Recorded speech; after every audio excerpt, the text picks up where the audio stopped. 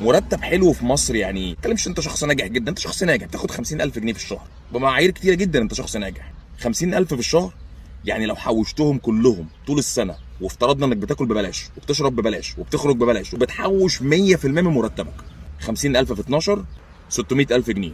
عشان تجيب عربيه مرسيدس سي 180 اللي هي بدايه المرسيدس، بدايات المرسيدس، محتاج تقعد تحوش 6 سنين كاملين من غير ما تصرف ولا مليم، وبتحوش 100% من مرتبك عشان تجيب عربيه 6 سنين. طب عشان تجيب شقه 6 سنين كمان، 12 سنه حوش عشان تجيب شقه وعربيه وزيرو تحويش وبمرتب شخص ناجح، وباعتبار ان مصاريفك صفر. لو ده ما خلاكش تفكر انك تشوف مجال اخر يزود دخلك، مفيش حاجه في الدنيا تانية هتخليك تفكر. لو عايز تخش مجال ربح عن طريق الانترنت اللي ممكن تدخل منه تمن العربيه السي دي في شهور، ابعت رقم 5 على الواتساب اللي على الشاشه، هتلاقي الواتساب بتاعي في البروفايل فوق لو مش موجود هنا. 2350 في 12 يعملوا. طيب استاذ فاروق، معلش استاذ الفاضل، يعني مع احترامي ليك يعني، وانا اسف ان انا بقول مع احترامي ليك في وسط الكلام يعني، بس حضرتك يعني انت حكمت منين على ان الشخص الناجح هو اللي بيقبض 50000؟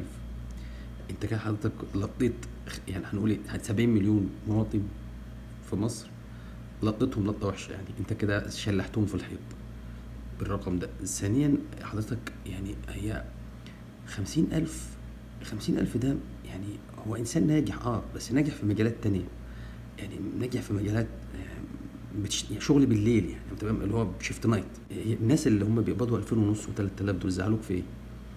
وبعدين حضرتك انت بتتكلم في انه 50,000 في 12 وما بياكلش ولا بيشرب ولا اي حاجه، يعني انت حضرتك كمان يعني بتصعبها على اللي بيقبض 50,000، مع ان المفروض ان اللي بيقبض 50,000 ده خلاص انت حكمت عليه بانه انسان ناجح، بس انت برضه بتصعبها عليه، مش هياكل ويشرب ولا هيعيش خالص. ليه بقى؟ عشان يجيب ايه بقى؟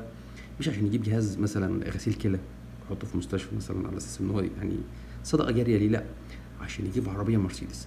المشكله بقى حضرتك ان انت عملت كده بالصباع على انها السي 180 مرسيدس 600000، تمام، وعملت كده اللي هو يعني حاجه، فاهم؟